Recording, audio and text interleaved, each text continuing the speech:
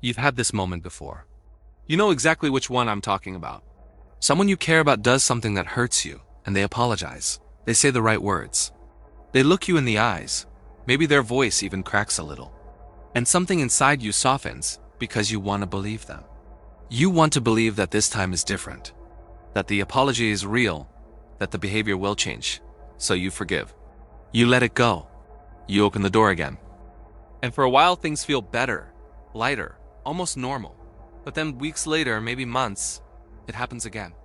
The same thing. Maybe not identical, maybe the details shift slightly, but the core of it, the pattern, the way it makes you feel, is exactly the same. And once again, they apologize. And once again, you forgive. And somewhere deep inside, in a place you don't like to visit, a quiet voice asks, how many times are you going to do this? Most people think forgiveness is always a strength. We've been taught that. Forgive and move forward. Be the bigger person. Let go of resentment. And there's truth in that, real truth. Forgiveness is one of the most powerful emotional tools a human being can use. But here's what nobody tells you, and this is the part that changes everything. Forgiveness was never designed to be a loop. It was designed to be a release. And when you keep forgiving the same person for the same thing over and over again, something very different starts happening inside you. Something that doesn't feel like growth. Something that feels more like erosion. If this is already making you pause, if something about this feels uncomfortably familiar, then I think you need to hear the rest of this. Subscribe to this channel, hit the like button, and stay with me until the end. Because what we're about to explore is something most people don't recognize until the damage is already deep. And understanding it now might save you from something you didn't even realize was happening. Let's start with the psychology of what forgiveness actually does in the brain. When you forgive someone, genuinely forgive them, something measurable happens. Your nervous system shifts. The stress hormones that were activated by the hurt, the cortisol, the adrenaline, they begin to decrease. Your body literally relaxes. It lets go of the defensive posture it held and returns to a calmer baseline. That's why forgiveness feels so good. It's not just emotional relief, it's physiological relief. Your body was holding a weight and forgiveness puts it down. But here's the problem. When the same hurt returns, your body picks that weight back up. And now it's heavier because it's not just carrying the new offense, it's carrying the memory of every time before. Every broken promise, every repeated pattern. And each time you forgive and the behavior returns, the recovery takes a little longer. The release is a little less complete. The baseline you return to is a little more tense, a little more guarded, a little less trusting. You might not notice it at first, because the changes are so gradual. But over time, something fundamental shifts. You don't feel lighter after forgiving, you feel tired. And this is where most people get stuck because they interpret that tiredness as a personal failing. They think, I must not be forgiving properly. I must be holding on to resentment. I need to try harder. Let go more, be more compassionate. But that's not what's happening. What's happening is that your emotional system is doing exactly what it's supposed to do. It's learning. It's recognizing a pattern. It's telling you that this situation is not resolved, no matter how many times you perform the act of forgiveness. Because forgiveness without change is not resolution. It's repetition. Now, I need to talk about the other side of this. The person who keeps apologizing, but never changes. And I want to be careful here because I'm not saying these people are always malicious. Some of them are. But many of them are not. Many of them genuinely feel bad in the moment. Their apology is real in the sense that they truly don't want you to be hurt. But here's what separates a real apology from a functional one. A real apology acknowledges the pain. A functional apology changes the behavior. And most people who repeatedly hurt you and repeatedly apologize are stuck in the first part. They feel the guilt, they express the remorse, and that expression relieves their discomfort enough that they don't feel the urgency to actually do the work of changing. In psychology, this is sometimes connected to a concept called moral licensing. It's the idea that when someone does something they perceive as good, like apologizing, it unconsciously gives them permission to repeat the behavior later. The apology becomes the fix, not the change.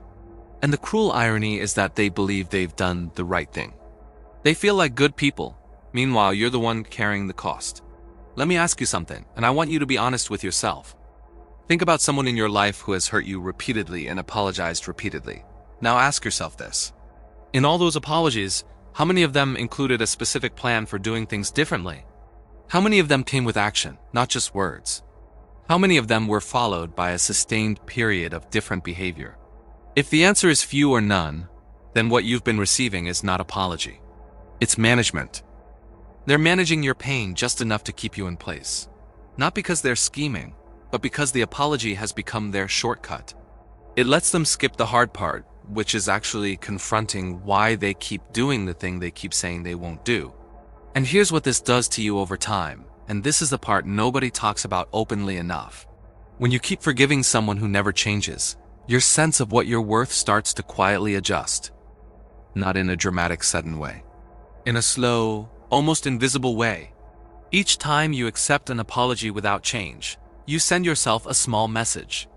A message that says, this is acceptable. This is what I should expect. My pain is not significant enough to demand something different. And over time, that message becomes a belief. A belief so deep you don't even recognize it as a belief anymore. It just feels like reality. It feels normal to forgive again. It feels normal to lower your expectations. It feels normal to carry a weight that was never yours to carry. I want to be real with you for a second here. Even though this narration is delivered with an AI voice, I am a real person behind this content. My name is Fernando, and I am deeply grateful that you are here listening to this right now. I truly hope you and every person you love are blessed beyond measure. Now let me continue, because the next part might be the most important thing in this entire video. There's a difference between forgiving and tolerating, and most people have no idea they've crossed the line between the two. Forgiveness is a conscious, intentional release. It's a decision you make from a place of strength. A decision that says, I acknowledge what happened, I feel the pain, and I choose to let it go for my own peace. That is real forgiveness. But tolerating is different. Tolerating is what happens when you stop expecting things to change. When you absorb the pain because fighting it feels pointless. When you say I forgive you, but what you really mean is I don't have the energy to go through this again, so I'll just accept it and move on. That is not forgiveness.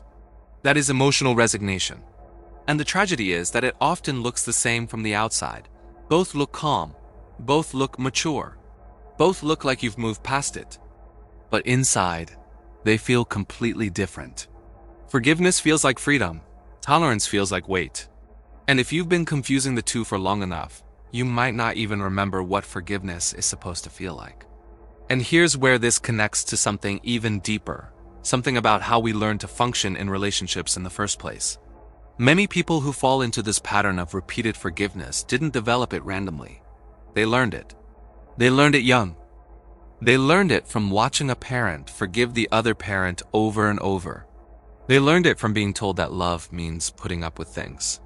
They learned it from environments where keeping the peace was more valued than honoring your own pain. And so they carry that template into adulthood, into friendships, into romantic relationships, into every bond they form. And they don't see it as a pattern. They see it as who they are. They say, I'm just a forgiving person. I don't hold grudges. I believe in second chances. And those are beautiful qualities. But when those qualities exist without boundaries, when they operate without a threshold, they stop being virtues and start being vulnerabilities. Because a person who forgives endlessly, without requiring change, is a person who has quietly removed themselves from the equation. They've decided, without realizing it, that the other person's comfort matters more than their own well-being. Let me tell you what this actually looks like in practice, because it's important to see it clearly. It looks like someone who apologizes to you for being upset.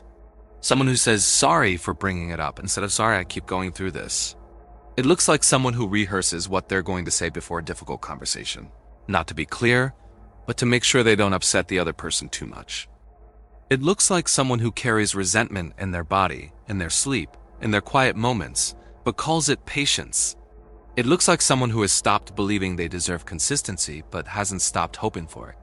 And that gap between what you've stopped believing and what you still hope for, that is one of the loneliest places a human being can live. Now I want to address something important, because I don't want this to feel like an attack on the idea of forgiveness. Forgiveness is essential. Real, healthy forgiveness is one of the bravest things a person can do.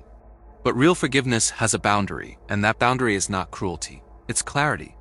The boundary says, I forgive you because I choose peace. But if this happens again, I will make a different decision. Not out of revenge, not out of bitterness, but out of respect for myself. That's what healthy forgiveness sounds like. It's not a blank check. It's not an open door with no limit. It's a gift you give from a full cup, not a leaking one. And here's the serious part, the part I need you to hear clearly. When forgiveness becomes a pattern without change, it doesn't just affect your emotions. It starts affecting your identity.